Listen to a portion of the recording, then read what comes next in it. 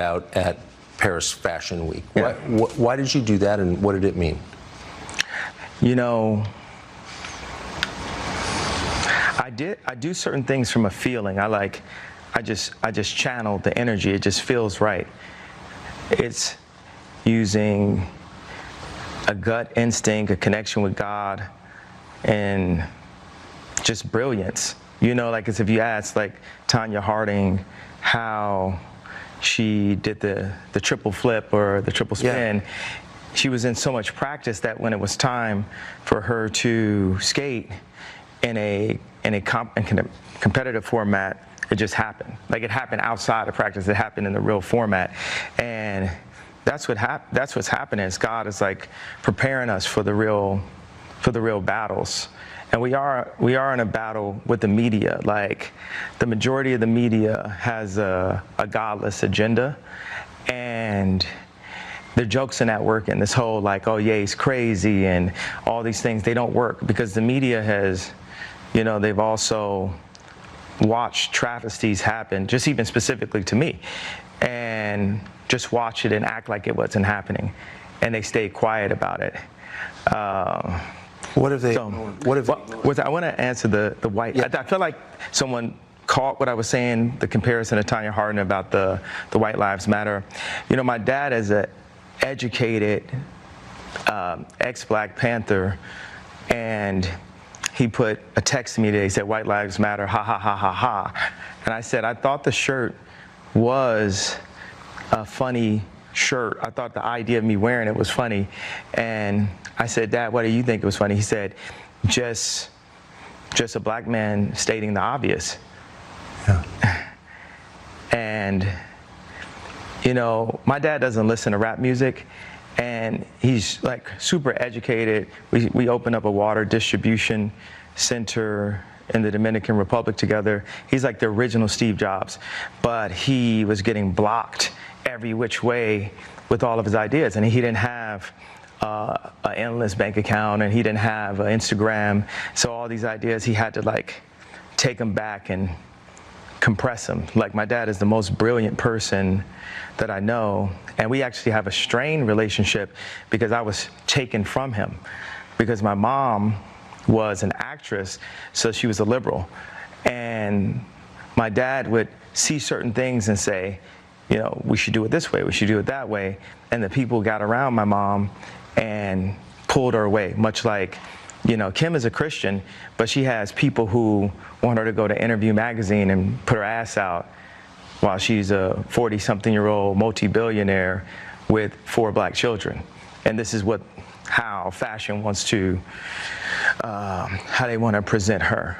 So I know you give these questions, and I give you like these 3-part answers. Is this a cool format for you? Yeah, I love it. Okay, cool. And I am following it. All right. So you said that your father said when he saw the shirt "White Lives Matter," it's great to see a Black man stating the obvious. So, by which I think you meant that's obviously true. Yeah, that's my favorite response, because I kept on thinking, like, you know, people, they're looking for an explanation, and people say, well, as an artist, you don't have to give an explanation, but as a leader, you do. Yes, I think that's right. So the answer to why I wrote White Lives Matter on a shirt is because they do. It's the obvious thing. Yeah. Why do you think that's so, and I assume the implication is, of course, all lives matter because they're lives, because God created them. Yeah. Why do you think that would be considered controversial?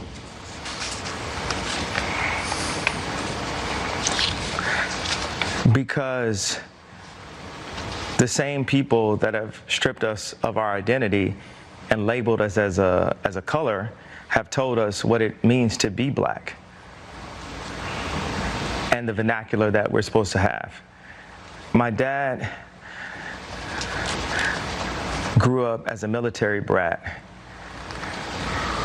and his family moved around, but they were based mostly in Delaware. And at the time, if they weren't the only Black family, they were one of the few. And he would be discriminated against because he was Black. So by the time he got into college, he would be discriminated against. He went to a black college. He would be discriminated against because they said he talked too white. Yes. And then he played the kick drum in the band. So when he would go to the club and the music was playing, where would he clap his hands? Where the kick drum is. Yeah. So it's the opposite of where everyone else was exactly. clapping their hands. And this is the most elegant and tasteful person that I know. And when my mom, when the schools suggested, like the herding systems, because what they do is take the black community and they separate us, and they separate the families, and the educated, they push this, need for higher education, and us as blacks, we discriminate against each other and say, well, I got my PhD and you don't have your PhD, so I'm better than you. And so my mom, she had a PhD, and she was influenced to move to the south side of Chicago and take this job at Chicago State University. And she told my dad, if you come for us, you'll never see him again. Because, the media ridiculed me for getting the house next door to Kim to see my children. And they even said that I was stalking her and her new boyfriend because I bought the house next door to see my children. And that's how I knew that my mom had said that to him. I said, Dad, they moved us to one of the most agreed upon to be one of the most dangerous places in the world. It's almost like they tried to kill me or something. I said, Dad, why'd you never come to get us? And that's when he told me that she was told that. There's so many things that are put in Kim's head. They bring influencers, like no one ever knew where Corey Gamble came from. No one in the fashion world knows where Gabby came from. These people were practically made in a laboratory, in my opinion. And one of the things that they're really good at doing is being nice and being likable. And what they do is, for people that have some form of influence, whether it's an educated black woman like my mother that became the head of the English department at Chicago State University, or whether it's the most influential white woman on the planet, being my ex-wife, they have people that are around them at all times telling them what to be afraid of. It's like not what to do or say specifically, it's what to be afraid of. And if you have a person that isn't afraid of them, like a Russell Brand or Candace Owens, right. It's not that we have to agree with this, but they're not afraid. They're not afraid to state what their opinion is. Yes. No one is God, and everyone has an opinion. Mine told me that Chris and Kim had called him because he had influence inside of the black community, and had called him to get him to influence people to take the vaccination. Mm-hmm. And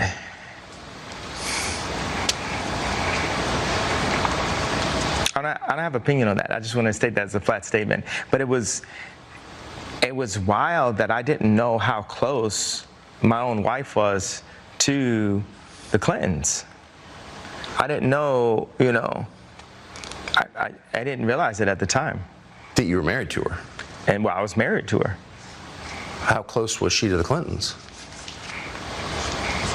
I mean, cell phone away, or hey, tell Ye to say this away, or hey, go out and use your platform to push the vaccination away. I mean, not away, but take the away part, but Do you feel like at times you were manipulated by political forces through your wife? Attempt manipulation. But yes, there was some manipulation. Me not saying I like Trump was a form of a manipulation. For sure. Yeah. Why did you like him, by the way? You said you liked him early, like you saw him. I mean, I keep telling this joke. If people say Trump was the first black president, I'm going to be the first Latino president. Because all the values, the conservative values just line up. Come on, man, Trump's the What do you mean? He has his own buildings. we talk about? He's like, like Ralph Lauren. Yeah, he made Ivanka. You like Ivanka? Yeah. You wrote a post on Instagram about her husband today. Yeah, I had a dinner with Ivanka, Jared, and Josh. And a couple days later, I found out that Josh Kushner had 10% of Skims, which is a line that I had developed with Kim. And I had a lot of issues with the imagery of Skims. I felt like there's a lot of imagery that was overly sexualized and things that I wouldn't want to see my wife and definitely not my daughters doing in the future in order to sell product. But it reaches another level when it's like, okay, well, this is what my wife is doing, and this is what she's doing for our children. But it reaches another level when her business partners are selling pieces of the company that they don't have to, because the company's already so successful and it's an internet-based company. So it's like they're really just selling off the company in order to create more relationships for themselves that are unneeded. It's like when I went to the Gap and with our release, they just like, they shoveled it out. I'm very cautious with my words. I'm really big on being able to have an adult conversation in front of the children. So I don't use explicit language in interviews especially. So I found out after this dinner that Josh Kushner had 10% of Skims and I had 5% of Skims. And regardless if, Josh Kushner figured out how to put $150 million. I'm sure it wasn't out of his own account, but $150 million, and I'm sure Jared still has a piece of that fund. Regardless of them putting that money in, for me to have been an owner in it and not known, just from a place as a creative where Skims is so based on a lot of the Yeezy ideas, then it's based on all of the relationships in fashion, because I had to use my relationships in fashion in order to establish Kim in a way where fashionable people would say, hey, I'm down to wear Kim's line. And these VCs, they come in and they get a piece of it after the fact, and they run around and say they have ownership in it. So as I put on my Instagram, which, luckily for everyone, they could just write it off that, I'm crazy, until they see my disposition in this interview, and then it's going to get scary. I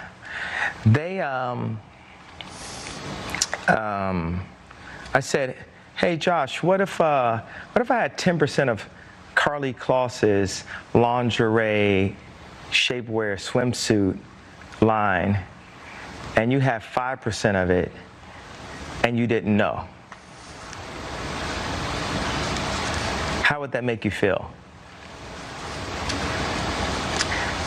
And then after talking to them and really sitting with Jared and sitting with Josh and finding out other pieces of information, I was like, wow, these guys might have really been holding Trump back and being very much a handler right then. They love to just look at me or look at Trump like we're so crazy and that they're the businessmen. So when I think about all of these things that Jared, somehow doesn't get enough credit for with his work, and what is it, his work in Israel or his work in Palestine, what is this? Where he made these peace treaties? Where was that? Do you know the facts on this right here? So I'm like... Well, I think that was between Israel and some of the Arab nations. I just think it was to make money. I don't know. Is that too heavy-handed to put on this platform? No, that's your opinion. We're not in the censorship business. Okay, thank you. And I just think that that's what they're about, is making money. I don't think that they have the ability to make anything on their own. I think they were born into money.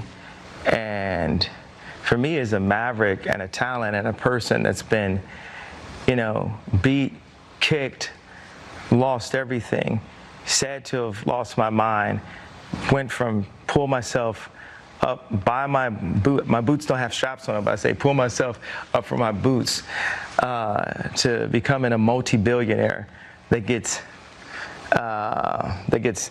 the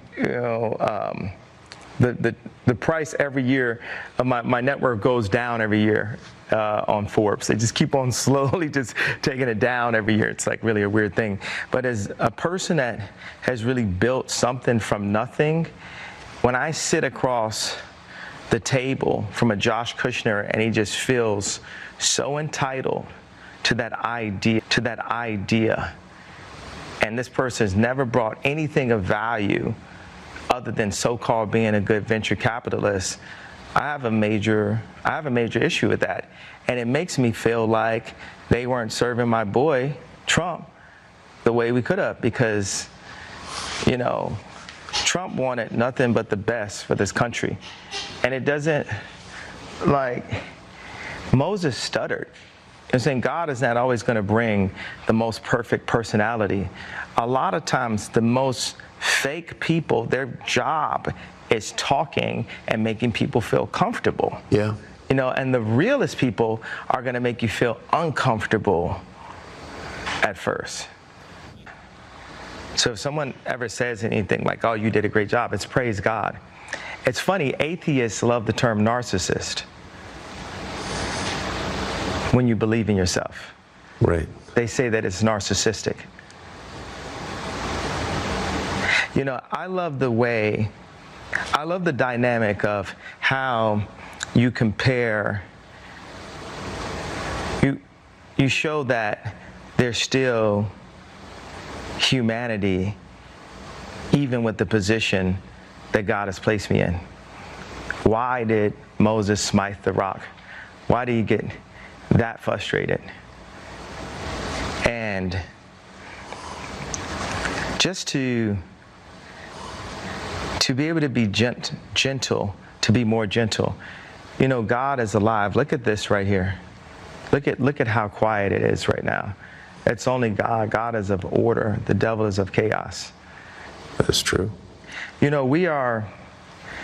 I wanna talk about my potential run for 2024 and Trump's potential run for 2024 and the beloved DeSantis potential run for 2024 and Mayor Suarez potential run for 2024. And, you know, they thought Trump was a joke. For older white people, they're quick to classify a black person only by the fact that we're black. Even Trump, a person that's, you know, we'd consider to be a friend of mine, when I went to the White House, I called him after that to get A$AP Rocky out of jail. And one of the things he said to me is, you know, Kanye, you're my friend. When you came to the White House, my black approval rating went up 40%.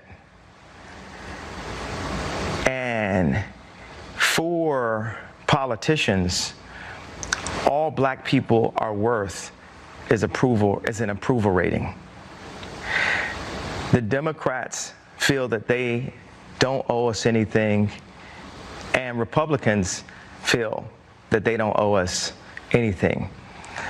Blacks have never demanded something for our vote.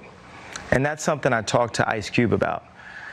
What are we asking for? How do we change our life?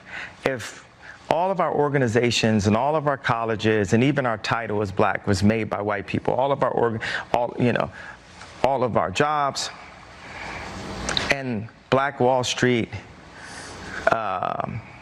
Harlem after gentrification, there's never been a fully black-owned community where we have all the municipalities, things that Dr. Claude Anderson talks about. We need that. It's like 90% of America is not even developed. I'm not one of the people that go up and say, hey, I want to stop anybody from making money. The people that make money and the powers that be, I am your true Nikola Tesla. And I'm not even a scientist. What do you think of Elon Musk? Do you know him? Very well. What's your take on him?